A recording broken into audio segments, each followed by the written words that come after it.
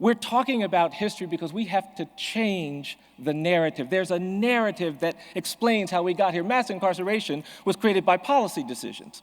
We decided to deal with drug addiction and drug dependency as a crime issue rather than a health issue. We didn't have to do that. But the reason why we didn't do that was because of a narrative, and there's a narrative of fear and anger out there. Politicians want you to be afraid, and they want you to be angry, and I will tell you that you can't do justice rooted in fear and anger. To do justice, you've got to get past fear, past anger, and believe things you have not seen. I don't believe we're free in this country. I don't.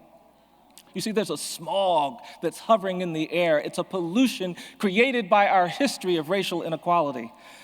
We have not done the things that we need to do, and we're not free. It doesn't take much to create conflict, and we've got to change the narrative. We've got to talk about things we haven't talked about. We've got to talk about the fact that we are a post-genocidal society.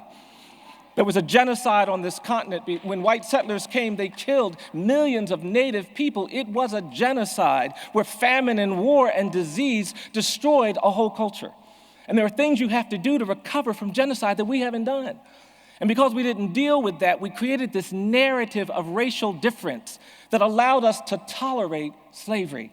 The great evil of American slavery was the ideology of white supremacy that we made up to legitimate the way we treated people of color.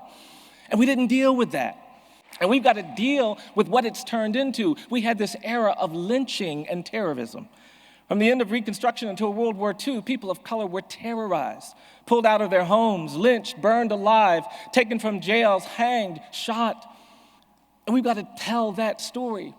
When I look at this country, I look at a country whose demographic geography was shaped by terror.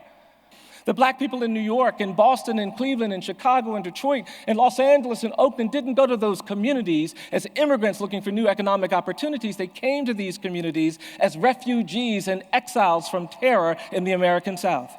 And there are things you're supposed to do for refugees that we didn't do.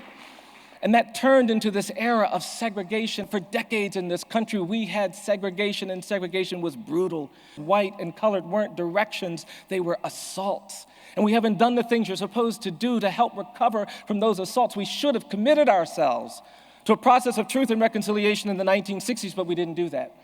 And because we didn't do that, now we are suffering from a presumption of dangerousness and guilt.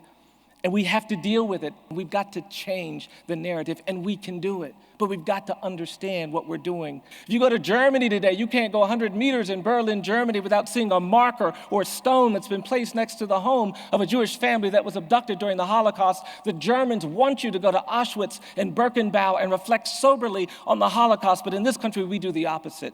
We don't talk about slavery. We don't talk about lynching. We don't talk about segregation. We're not talking about this presumption of dangerousness and guilt, and we've got to change the narrative.